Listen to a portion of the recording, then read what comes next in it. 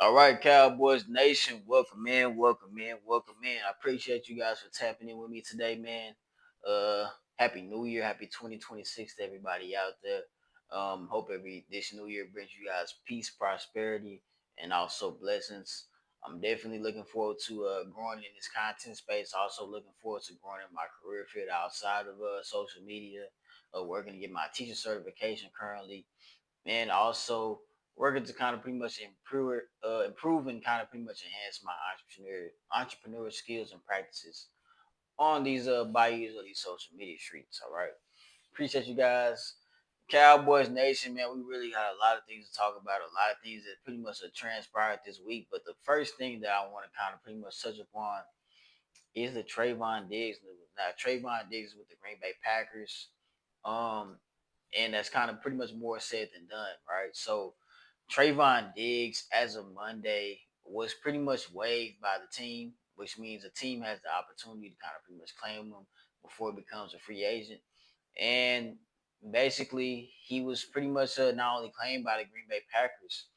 It was reported earlier that day that from Adam Schefter that Trayvon Diggs is now with the same agent as Michael Parsons, David Mullenegger. Okay.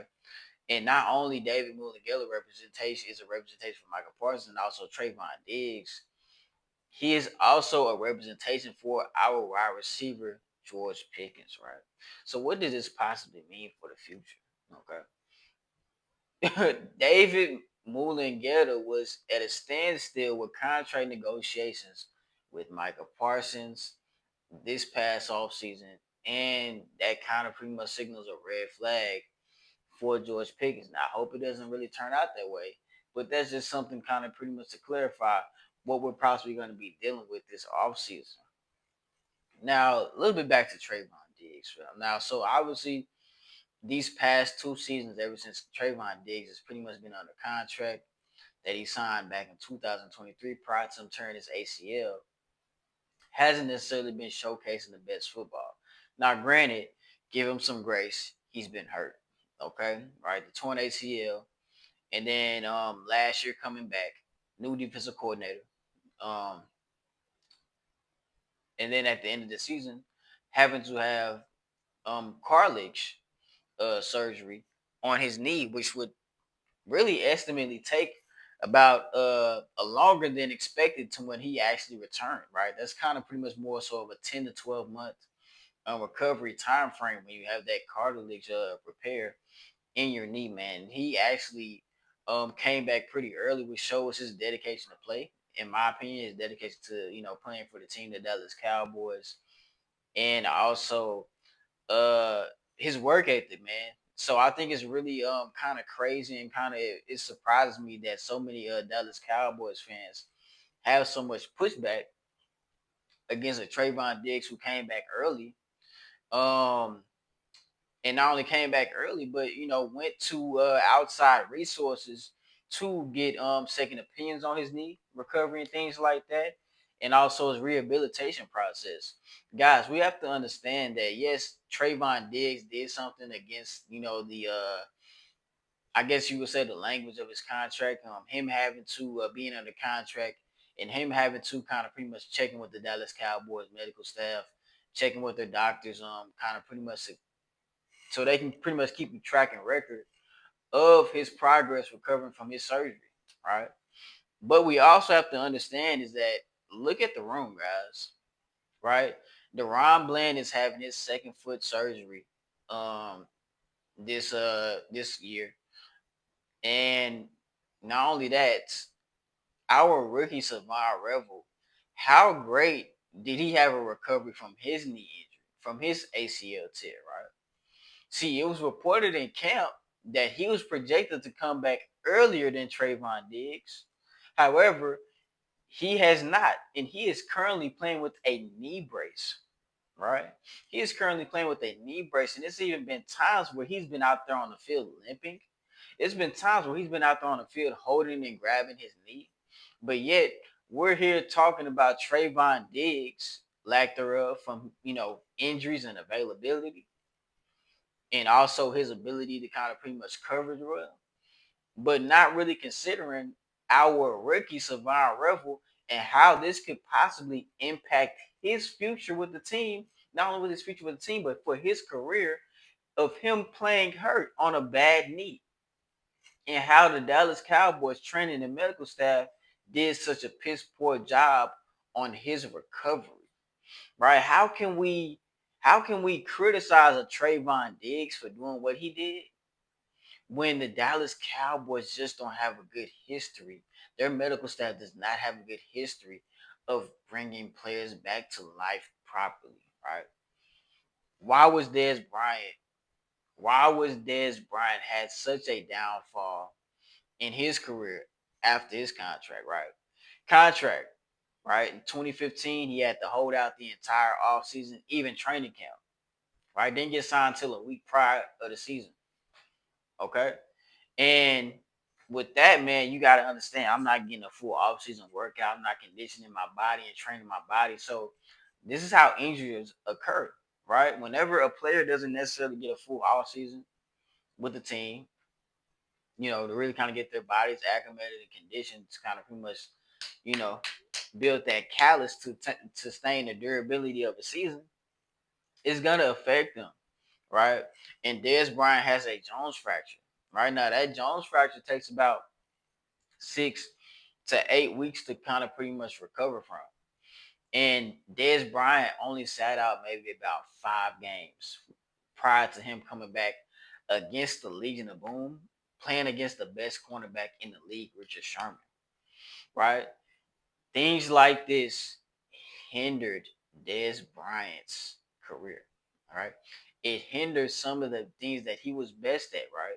Him being a great athlete, him being very physical, him being a very tenacity receiver when it comes to high point in the football, right? Him having such a great catch radius, right?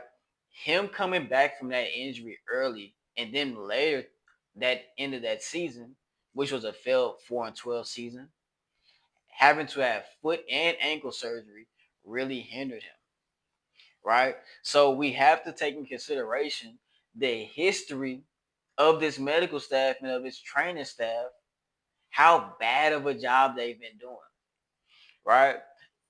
Michael Gallup. Now, I don't think Michael Gallup had the ceiling of a Dez Bryant of or any of these other receivers, but like Michael Gallup definitely was looking like on his way to looking like one of the best, if not one of at least a top five number two wide receiver in the league. Like he looked pretty good.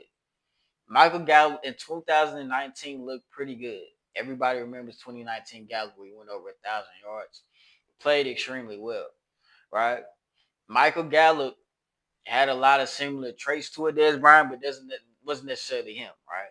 He was good run after the catch, a good 50-50 ball guy, right? Good when handling in breaking routes and things like that. You know what I'm saying? Just kind of pretty much the whole package when it comes to physicality, playing the wide receiver position. Right? Once he tore his ACL, a lot of those things started to deteriorate. Right? We will still see flashes here and there, but a lot of those things started to deteriorate. Okay. And with his game already being limited as it is, right? And everybody knows Michael Gallup came back very early for that ACL injury. Michael Gallup tore that ACL in the month of January, if I'm not mistaken. Right? Playing the Washington Commanders, I believe it might have been week 17, going on into week 18. He tore his ACL. And they were trying to get him back ready for the season debut against the Tampa Bay Buccaneers. And Michael Gallup had to come out and say, like, I'm not ready. But then they proceeded to play him only a few weeks down the line against the LA Rams. Right? That was his season debut. Now he played okay in that game. But even if you look at games further after that, like against the Green Bay Packers, you can see that Michael Gallup just wasn't feeling it. Like he was actually limping in that Green Bay Packers game. Like literally limping on that knee. Like he tweaked it again. So people are mad at Trevon Diggs and Jerry Jones and Stephen Jones fined Trevon Diggs. It was some language in his contract where he received a $500,000 fine for not being with the training staff and medical staff um this past off season, um, which kind of pretty much set the which kind of pretty much made front office kind of pretty much mad with Trayvon Diggs. It kind of pretty much was the time to kind of pretty much exit stage left and the beginning of the end, basically, right? Due to front office being in their feelings and saying, hey, like, there's a reason why you need to be checking in here with our team and our doctors and our medical staff, right? And rehabilitating yourself with our training staff, right? But it's obvious that they haven't done a good job of that, right? Not only are you not having guys recover and bounce back, you're having guys, you know what I'm saying, get re-injured. So you're pushing guys out there too soon now. That some of that could be front office because we do pay players once they get hurt. And you paying these guys, you want to see them, play for their money. But it's like at the same time, like, can you give me some time to recover? And I think that's a major issue with the Dallas Cowboys. Like, okay, you want to point at such and such, you want to point at such and such for not coming back or not working hard or not recovering the way they should. But where does the accountability lie in with the training staff, with the medical staff for this team? So, that's just kind of one thing I kind of wanted to touch upon, guys. I will drop some more content similar to like this, but I just kind of want to give you guys a quick dose. Let me know what you think down in the comment section below. I appreciate you guys for tapping in with me today. Um, Go Cowboys! It's always gonna be Cowboys Nation for life. Um, yeah, man. Let me know what you guys think down in the comment section below. Is the Dallas Cowboys training and medical staff a good one or is it a bad one? All right, let me know. All right, peace.